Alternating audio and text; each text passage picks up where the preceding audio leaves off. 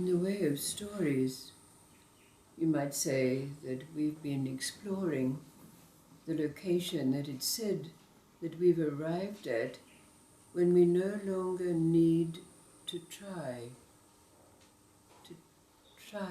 to be nice and please, to try to be living in the moment, to try to be this or that. First of all, there's a little anecdote to trip up our mind, and that is the story about the master who called his students to him and said, "I have a question for you. There are two men walking in the rain. Why is it that the rain does not fall on one man?" And the students answered variously. One said, "Oh, he was carrying an umbrella," and another one said, "Oh, he was walking under the eaves," and so on. But the master said, "You have not understood the question. The question is, why is it the rain does not rain on one man?" Then there's a question also. If we were walking down the streets of Calcutta and the street was lined with beggars, on one occasion, or maybe in the past, we would have given rupees to every beggar along the way. But now we walk along the street in Calcutta with its beggars lining the road, and we're inspired to give to one, but not to another. And then there's a story about the Buddha walking along the road on a pilgrimage, as he did with his disciple Ananda. And they came across a farmer whose wagon had lost a wheel, tipped all his goods into a ditch. And he was importuning the Buddha. "Oh, great Buddha, I've tried to keep the precepts, I've tried to be a good man, and I know I've failed again and again and again, but please, please, why am I in this dilemma, and please, please, won't you help me?" The Buddha turned to Ananda and said, "Keep walking." Ananda said, but. Buddha said, "Keep walking."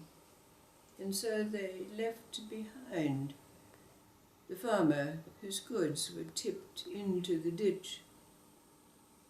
But further along the road, they came to another farmer whose wheel of his wagon had caught in a rut on the road and tipped the wagon over, spewing all his hay all over the road.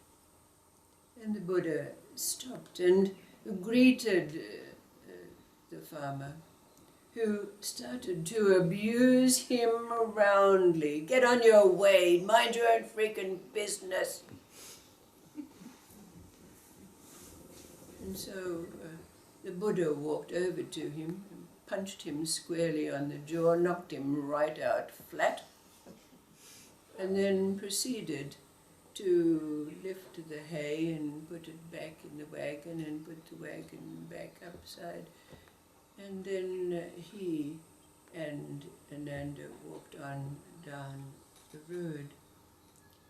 Now, when they came to rest for the night, Ananda said, "Master, I hope you don't mind my asking, but I don't understand what happened today and why you did what you did."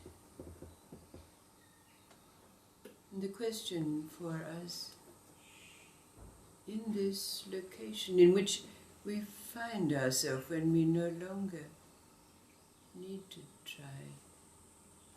What did the Buddha say to Ananda in answer to his question?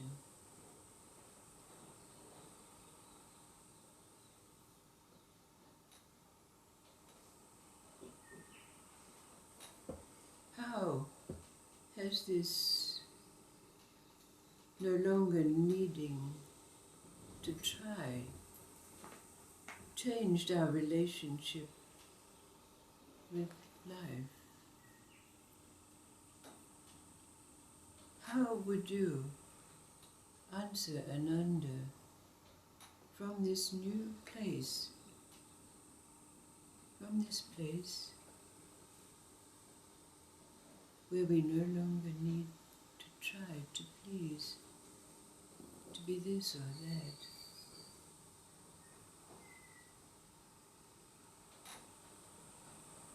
What did the Buddha say to Ananda?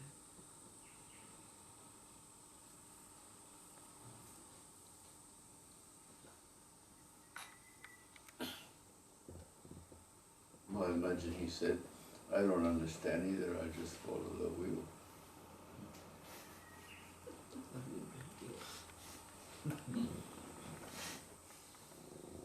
Because it wouldn't matter what he did for the first guy, it wouldn't have made any difference at all in his life. And somewhere he knew that. And the second guy, who didn't think that he needed any help, he wasn't looking for any help, he's the one that needed it, and he knew then, of course, the Buddha knew that. One was really needy and wouldn't have mattered what he did, and the other one was on a whole different level of help, so to speak. Yes. Giving him a big thump made him wake up. Yes. Yeah. Well, at least he was the one who was being real, wasn't he? Yes. The second one. I imagine that he would have said that there's freedom in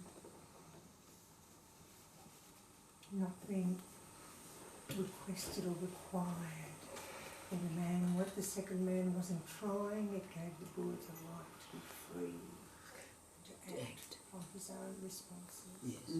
Yes.